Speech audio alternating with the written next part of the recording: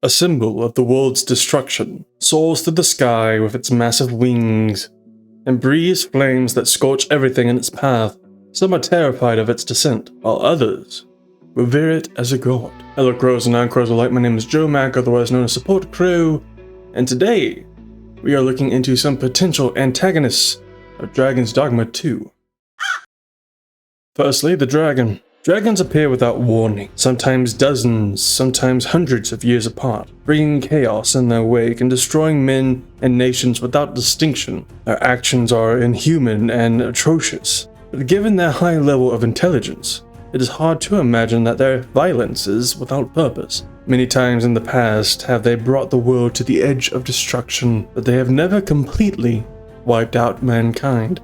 The dragon, not a dragon, the definite article of death and destruction itself, is a giant red dragon that is immensely powerful and intelligent. If you've come this far and you've seen a trailer or two and you're wondering whether or not the dragon is the antagonist, I got some news for you. Yeah, it is quite clear and obvious that the dragon is the main antagonist of the game. But really, the dragon is just a pawn in a grander scheme of fate. I'll let you discover that for yourself though.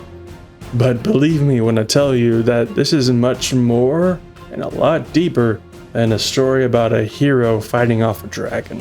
But like I said, naturally this dragon is the main antagonist of the game.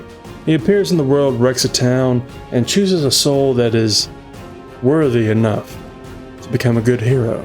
And when this hero becomes apparent to the dragon rips out the hero's heart and eats it.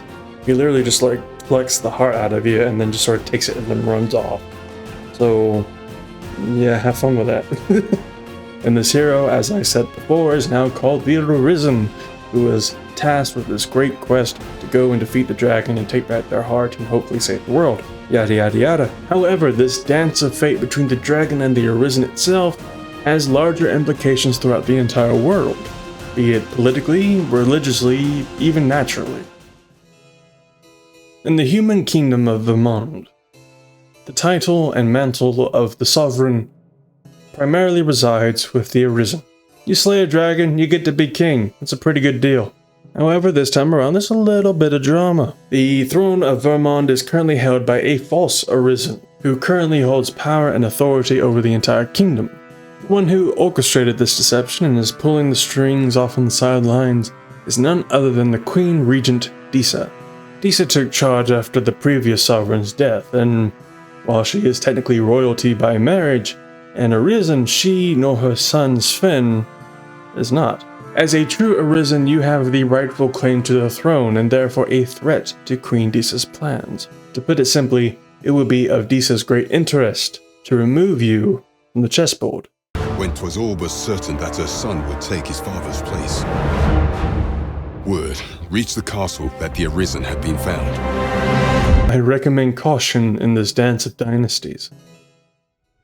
In the nation of Batal, home of the Beastren, there primarily resides the religion of the Lambent Flame. There, people believe that their religion will be their salvation against the dragon. In Vermund, you are at least a hero that's been sent to slay the dragon. However, to the Beastren of Batal, you are no more than a bad omen.